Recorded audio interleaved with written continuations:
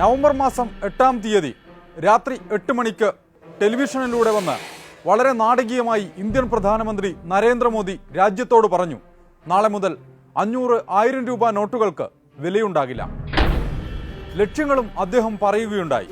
കള്ളപ്പണം തടയൽ, അതിർത്തി കടന്നുള്ള ഭീകരവാദത്തെ ചെറുക്കൽ, അഴിമതിരഹിത ഇന്ത്യ. ഒരു മാസം പിന്നിടുമ്പോൾ എന്തൊക്കെ നടന്നു ഇന്ത്യയിൽ? 50 ദിവസത്തിനുള്ളിൽ, അതായത് ഡിസംബർ 30-നുള്ളിൽ എല്ലാ പ്രശ്നങ്ങളും പരിഹരിക്കും, ഇല്ലെങ്കിൽ എന്ത് ശിക്ഷയും ഏറ്റുവാങ്ങാൻ തയ്യാറാണെന്നും അദ്ദേഹം അന്ന് പറഞ്ഞിരുന്നു. ഒരു മാസം പിന്നിടുന്നു. 3 കാര്യങ്ങളെക്കുറിച്ചുള്ള സത്യം തിരയുകയാണ്. ആദ്യം കള്ളപ്പണം. രാജ്യത്തെ കറൻസിയുടെ 86% 500 രൂപയുടെയും 1000 രൂപയുടെയും നോട്ടുകളാണ്. അതായത് 15 ലക്ഷം കോടി രൂപയുടെ നോട്ടുകളാണ് 500-ന്റെയും 1000-ന്റെയും പിൻവലിച്ചിരിക്കുന്നത്. പിൻവലിച്ച തുകയിൽ 4 മുതൽ 5 ലക്ഷം കോടി രൂപ വരെ തിരിച്ചു വരില്ലെന്നായിരുന്നു സർക്കാരിന്റെ കണക്കുകൂട്ടൽ.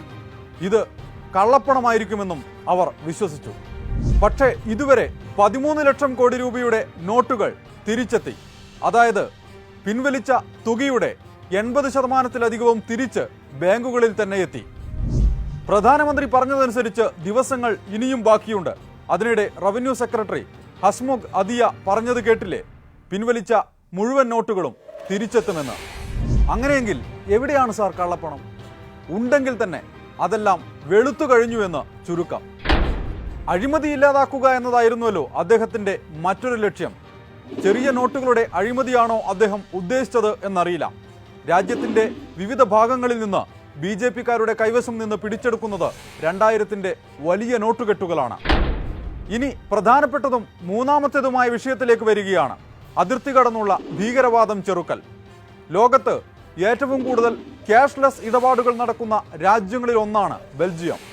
93% ഇടപാടുകളും അവിടെ നടക്കുന്നത് ക്യാഷ്ലെസ് ആയാണ്. മറ്റൊരു രാജ്യമാണ് ഫ്രാൻസ്. ലോകത്ത് ഏറ്റവും കൂടുതൽ ഭീകരാക്രമണങ്ങൾ നടക്കുന്ന 2 രാജ്യങ്ങളാണ് ബെൽജിയവും ഫ്രാൻസും. നവംബർ 27-ലെ മൻ കി ബാത്തിൽ നോട്ടുകൾ പിൻവലിച്ചതിന്റെ ലക്ഷ്യങ്ങളിൽ ഒന്നായി അദ്ദേഹം ക്യാഷ്ലെസ് ഇടപാടുകളെക്കുറിച്ച് സൂചിപ്പിച്ചിരുന്നുവല്ലോ.